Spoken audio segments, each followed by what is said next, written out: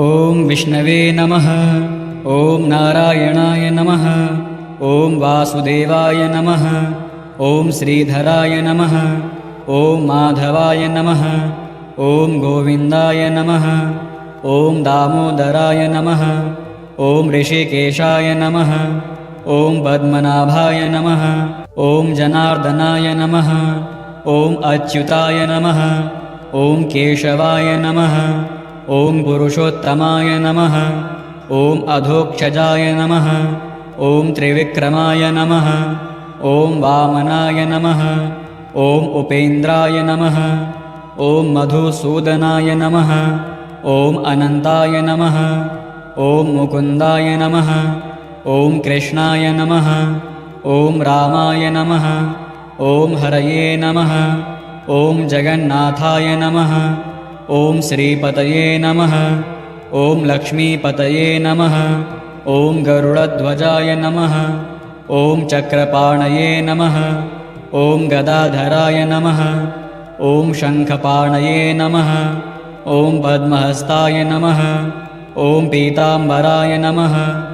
ॐ विश्वम्भराय नमः। ॐ विश्वरूपाय नमः।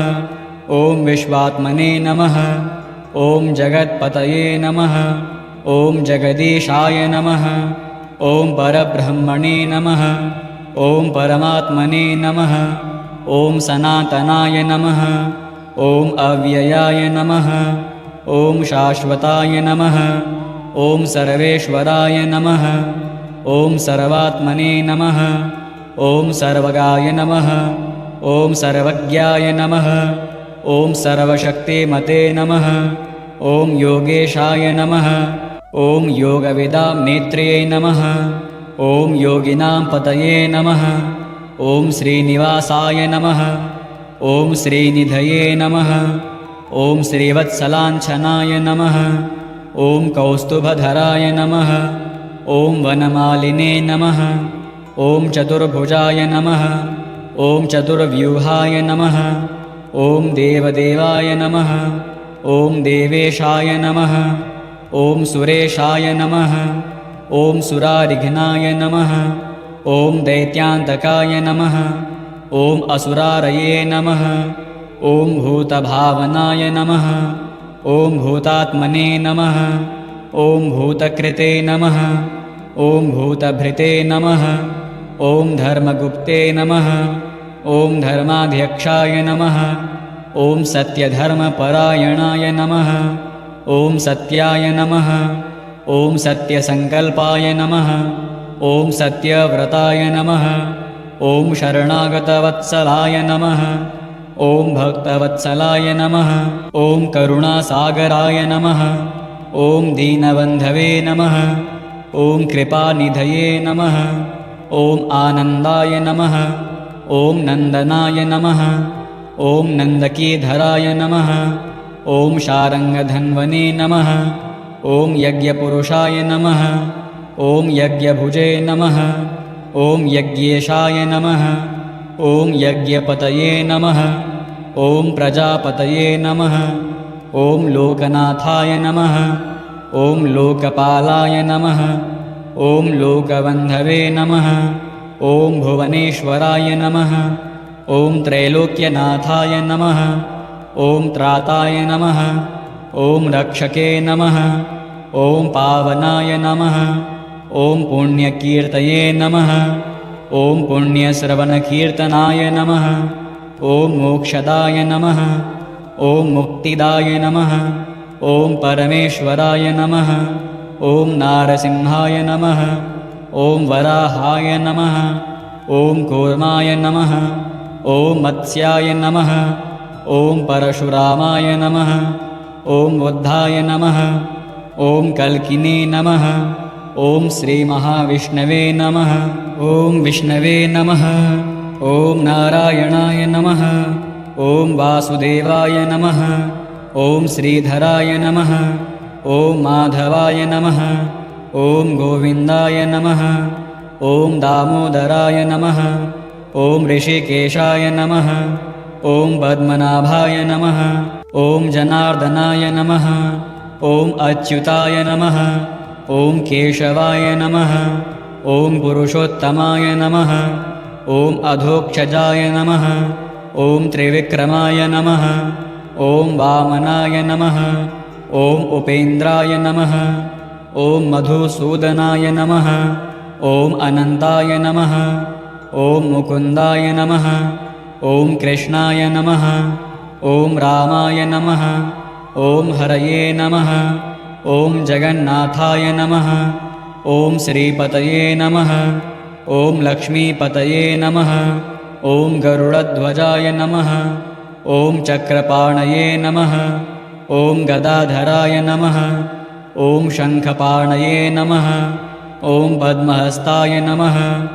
ॐ पीताम्बराय नमः। ॐ विश्वम्भराय नमः। ॐ विश्वरूपाय नमः। ॐ विश्वात्मने नमः। ॐ जगत्पतये नमः। ॐ जगदीशाय नमः। ॐ परब्रह्मणे नमः। ॐ परमात्मने नमः। ॐ सनातनाय नमः। ॐ अव्ययाय नमः। ॐ शाश्वताय नमः। ॐ सर्वेश्वराय नमः। ॐ सर्वात्मने नमः। ॐ सर्वगाय नमः। ॐ सर्वज्ञाय नमः। ॐ सर्वशक्तिमते नमः।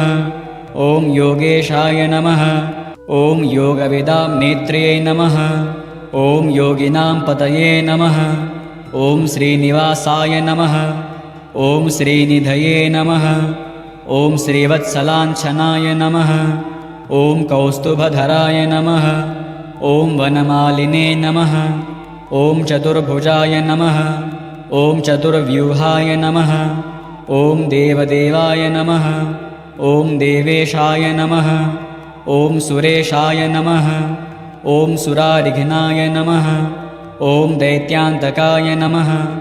ॐ असुरारये नमः। ॐ भूतभावनाय नमः।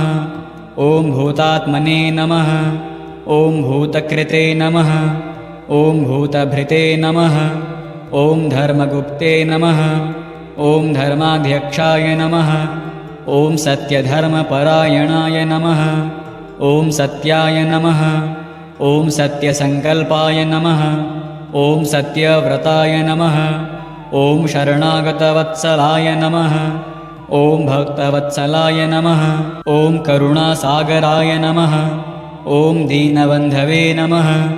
ॐ कृपानिधये नमः। ॐ आनन्दाय नमः। ॐ नन्दनाय नमः। ॐ नन्दकीधराय नमः। ॐ शारङ्गधन्वने नमः। ॐ यज्ञपुरुषाय नमः। ॐ यज्ञभुजे नमः। ॐ यज्ञेशाय नमः। ॐ यज्ञपतये नमः। ॐ प्रजापतये नमः। ॐ लोकनाथाय नमः। ॐ लोकपालाय नमः। ॐ लोकबन्धवे नमः। ॐ भुवनेश्वराय नमः। ॐ त्रैलोक्यनाथाय नमः। ॐ त्राताय नमः। ॐ रक्षके नमः। ॐ पावनाय नमः। ॐ पुण्यकीर्तये नमः। ॐ पुण्यश्रवणकीर्तनाय नमः। ॐ मोक्षदाय नमः। ॐ मुक्तिदाय नमः। ॐ परमेश्वराय नमः। ॐ नारसिंहाय नमः। ॐ वराहाय नमः। ॐ कूर्माय नमः।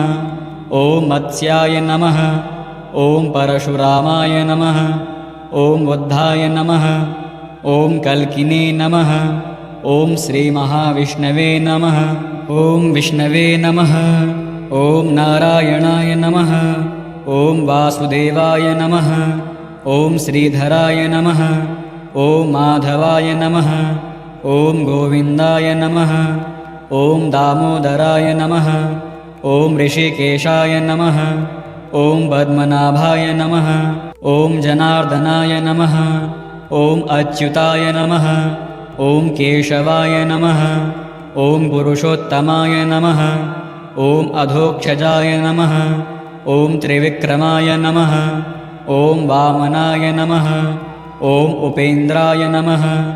ॐ मधुसूदनाय नमः। ॐ अनन्ताय नमः। ॐ मुकुन्दाय नमः। ॐ कृष्णाय नमः। ॐ रामाय नमः। ॐ हरये नमः। ॐ जगन्नाथाय नमः। ॐ श्रीपतये नमः। ॐ लक्ष्मीपतये नमः। ॐ गरुडध्वजाय नमः। ॐ चक्रपाणये नमः। ॐ गदाधराय नमः। ॐ शङ्खपाणये नमः। ॐ पद्महस्ताय नमः। ॐ पीताम्बराय नमः। ॐ विश्वम्भराय नमः। ॐ विश्वरूपाय नमः। ॐ विश्वात्मने नमः। ॐ जगत्पतये नमः। ॐ जगदीशाय नमः। ॐ परब्रह्मणे नमः। ॐ परमात्मने नमः। ॐ सनातनाय नमः।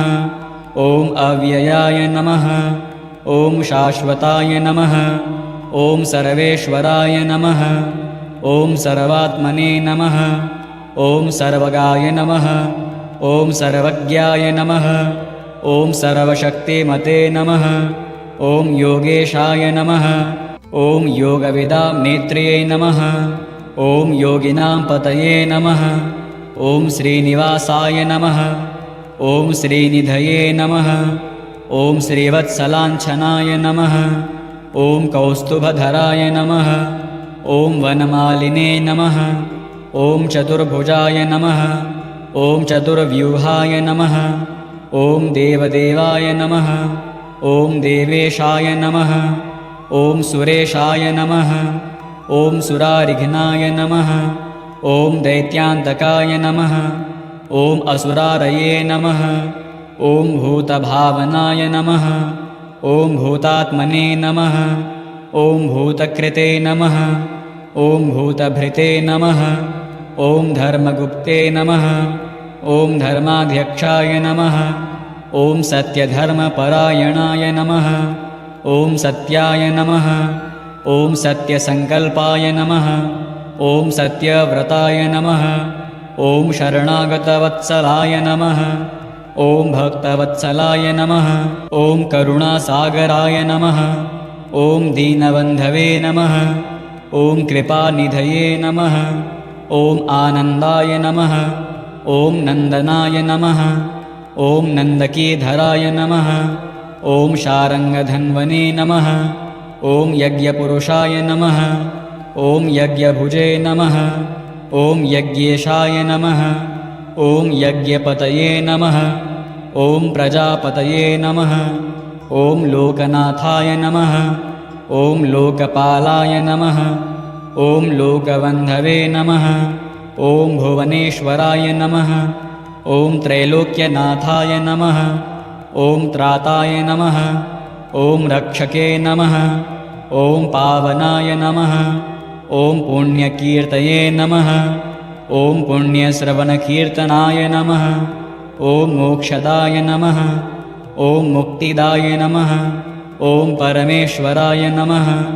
ॐ नारसिंहाय नमः। ॐ वराहाय नमः। ॐ कूर्माय नमः। ॐ मत्स्याय नमः। ॐ परशुरामाय नमः। ॐ बुद्धाय नमः। ॐ कल्किने नमः। ॐ श्रीमहाविष्णवे नमः। ॐ विष्णवे नमः। ॐ नारायणाय नमः। ॐ वासुदेवाय नमः। ॐ श्रीधराय नमः। ॐ माधवाय नमः। ॐ गोविन्दाय नमः। ॐ दामोदराय नमः। ॐ ऋषिकेशाय नमः। ॐ पद्मनाभाय नमः। ॐ जनार्दनाय नमः।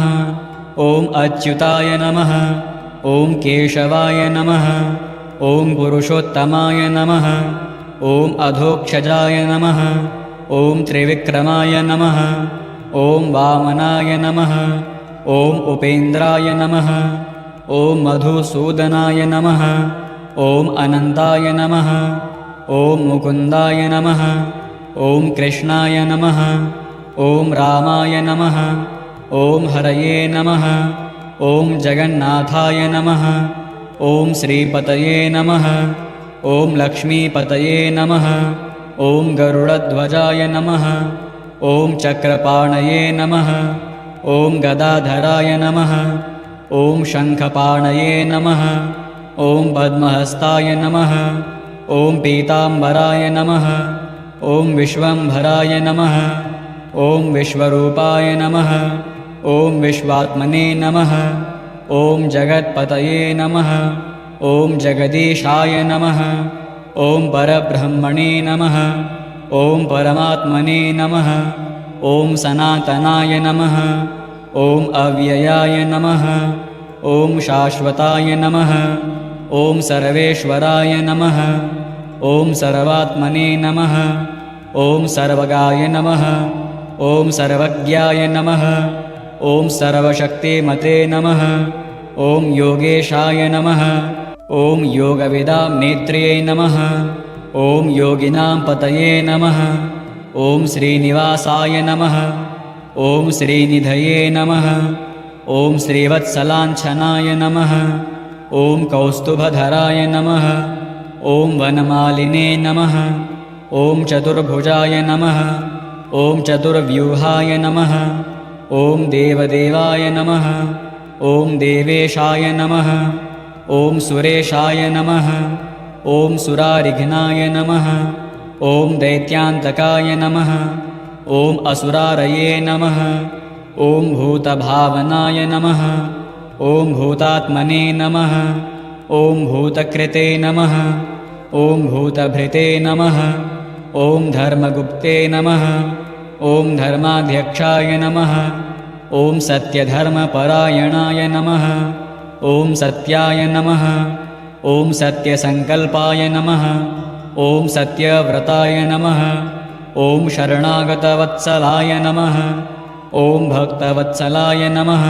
ॐ करुणासागराय नमः। ॐ दीनबन्धवे नमः। ॐ कृपानिधये नमः। ॐ आनन्दाय नमः। ॐ नन्दनाय नमः। ॐ नन्दकीधराय नमः। ॐ शारङ्गधन्वने नमः। ॐ यज्ञपुरुषाय नमः। ॐ यज्ञभुजे नमः। ॐ यज्ञेशाय नमः। ॐ यज्ञपतये नमः। ॐ प्रजापतये नमः। ॐ लोकनाथाय नमः। ॐ लोकपालाय नमः। ॐ लोकबन्धवे नमः। ॐ भुवनेश्वराय नमः। ॐ त्रैलोक्यनाथाय नमः। ॐ त्राताय नमः। ॐ रक्षके नमः। ॐ पावनाय नमः। ॐ पुण्यकीर्तये नमः। ॐ पुण्यश्रवणकीर्तनाय नमः। ॐ मोक्षदाय नमः। ॐ मुक्तिदाय नमः। ॐ परमेश्वराय नमः। ॐ नारसिंहाय नमः। ॐ वराहाय नमः। ॐ कूर्माय नमः। ॐ मत्स्याय नमः। ॐ परशुरामाय नमः।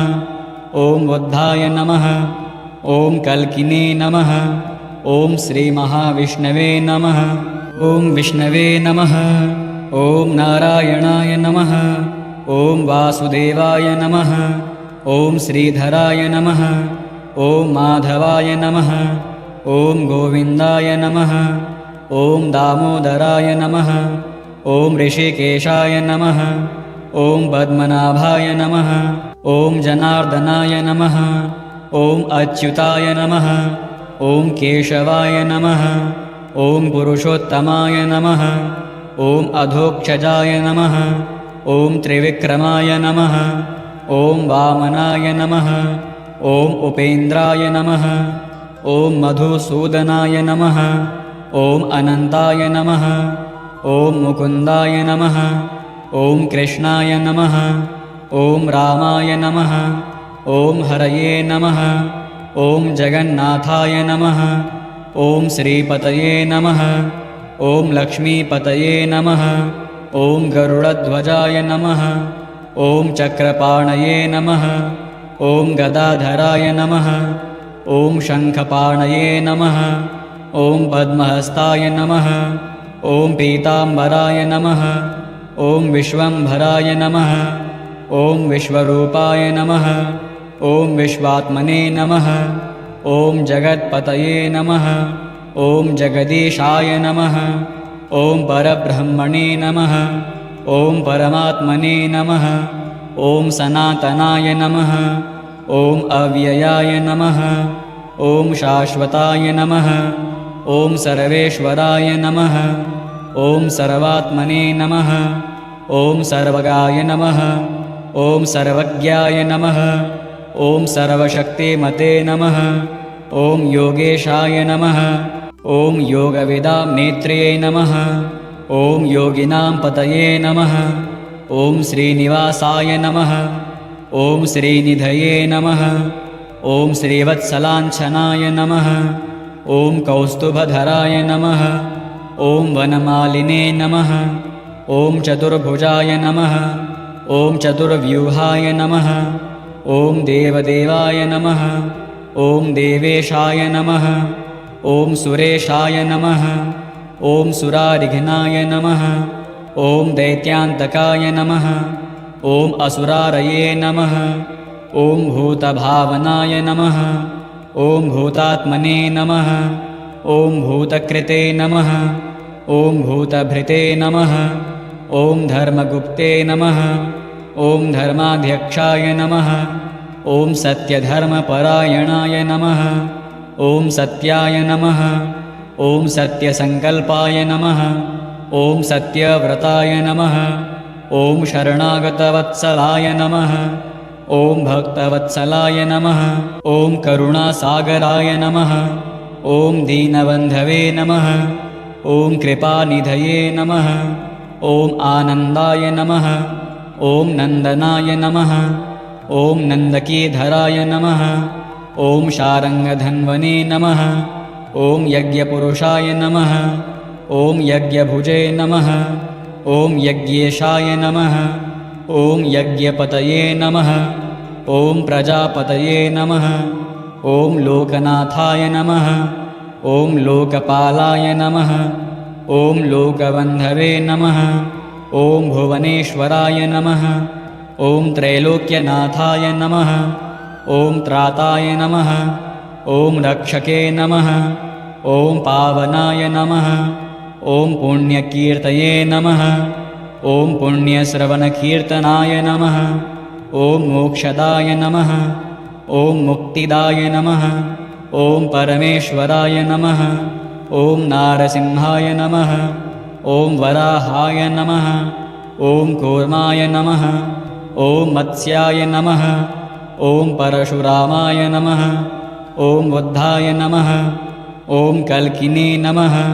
ॐ श्रीमहाविष्णवे नमः। भगवान श्री हरि विष्णु के 108 दिव्य नामों का श्रवण करने के लिए आपका हृदय से धन्यवाद। परमा एकादशी के इस पुण्य दिवस पर की गई यह भक्ति भगवान विष्णु की विशेष कृपा प्रदान करे और आपके जीवन में सुख शांति समृद्धि तथा आध्यात्मिक उन्नति का मार्ग प्रशस्त करे। यदि आपको यह नामावली पसंद आई हो तो वीडियो को लाइक करें, अपने परिवार और मित्रों के साथ साझा करें तथा भगवान विष्णु की कृपा पाने के लिए कमेंट में लिखें ओम नमो भगवते वासुदेवाय।